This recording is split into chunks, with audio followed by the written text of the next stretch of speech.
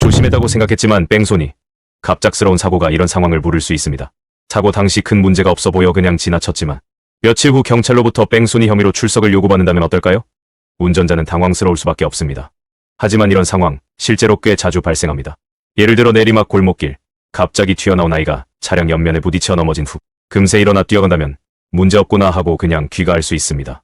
그러나 피해 아동 측의 신고나 주변 목격자의 진술로 인해 이후 조치 없이 현장을 벗어난 행위가 뺑소니로 판단될 수 있습니다.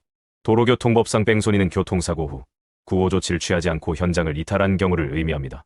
피해자가 괜찮다고 했더라도 운전자가 충분한 확인 없이 떠났다면 법적으로 문제될 수 있습니다. 이로 인해 운전면허가 취소되고 형사처벌까지 이어질 수 있습니다. 음주운전으로 인한 처벌처럼 이 역시 운전면허 취소 구제가 필요해지는 상황입니다. 뺑소니로 인정되면 형사처벌로는 벌금 또는 징역형이, 행정처분으로는 4년간의 면허 취소가 내려집니다. 단순히 사고가 경미했다는 이유로 조치를 생략했다면 그 판단은 뒷날 큰 후회로 돌아올 수 있습니다. 그렇다면 어떻게 대응해야 할까요? 사고 직후 반드시 피해자의 상태를 확인하고 경찰 신고를 통해 현장을 정리하세요. 설령 경미해 보이더라도 음주운전 구제 방법처럼 상황에 대한 명확한 대응이 필요합니다. 경찰 조사에 출석하게 될 경우 본인의 상황을 정확하게 정리한 후 진술하세요. 억울한 운전면허 취소가 되지 않기 위해선 초동 대응이 핵심입니다. 특히 사고가 예상치 못한 급박한 상황에서 발생한 경우 정황과 그 당시 상황을 입증할 수 있는 자료인 영상이나 사진 등을 반드시 확보해두는 것이 유리합니다.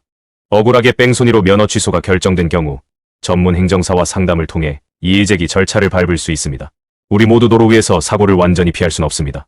그러나 어떻게 대처하느냐에 따라 결과는 크게 달라집니다. 한순간의 실수로 운전면허 취소를 받았다면 법적인 절차로 구제받을 수 있는 가능성을 포기하지 마세요. 도움이 되는 정보만 보고 싶다면 구독만 눌러주세요. 규정심판은 단 한 번의 기회입니다. 도움이 필요하면 언제든지 문의하세요. 구제 가능성을 즉시 판단해드립니다.